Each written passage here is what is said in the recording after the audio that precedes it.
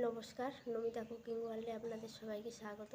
আজ আমি আপনাদের কাছে শেয়ার করতে চলেছি সিমলার রেসিপি। সিমলা আর আলু নিয়েছি, এটাকে ছোট ছোট করে কেটে নেব। এই দেখুন, সিমলা আর আলুটা আমার কাটা হয়ে গেছে, এই যে ছোট ছোট করে। এরপরে এটাকে আমি ভেজে নেব। দেখুন, এইদিকে কড়াইটা বসিয়ে দিয়েছি, গরম হয়ে গেছে কড়াইটা। সরষের তেল দিয়ে দেবো কড়াইতে। সিমলা আর আলুটাকে কেটে ধুয়ে রেখেছিলাম, এবার ভেজে নেব। দেখুন, তেলটা গরম হচ্ছে, এরপরে আলুটা তুলে দেবো। আলুটাতে অল্প একটু লবণ আর হলুদ দিয়ে দিচ্ছি। আলুটা ভাজতে ভাজতে আমি ততক্ষণ মশলাটা রেডি করে নেব। দেখুন, এইখানে আমার মশলাটা রেডি হয়ে গেছে। আর এদিকে দেখুন, আলুটাও অনেকটাই ভাজা হয়ে গেছে। এরপরে সিমলাটা তুলে দেবো।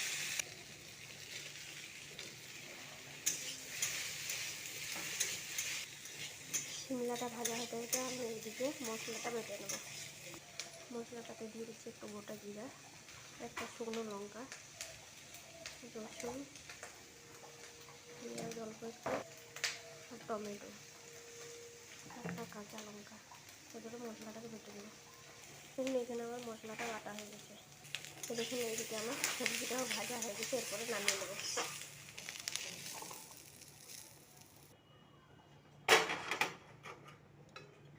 কড়াইতে আবার সরষের তেল দিয়ে দেবো।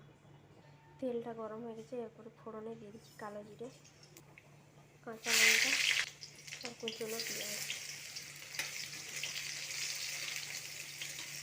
পেঁয়াজটাকে একটু লাল লাল করে ভেজে নেব। পেঁয়াজটা লাল লাল হয়ে গেছে, এরপরে বেটে রাখা মশলাটা দিয়ে দেবো।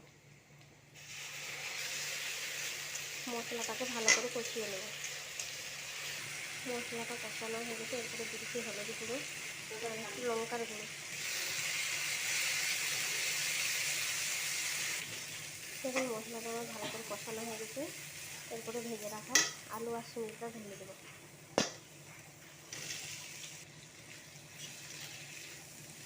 আলু আর সিমলাটাকে ভালো করে কষিয়ে নেব।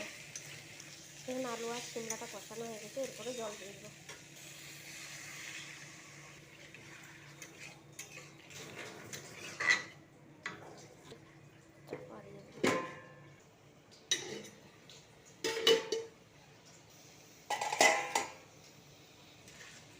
দেখুন, জলটা শুকিয়ে গেছে আর আলুটাও সিদ্ধ হয়ে গেছে।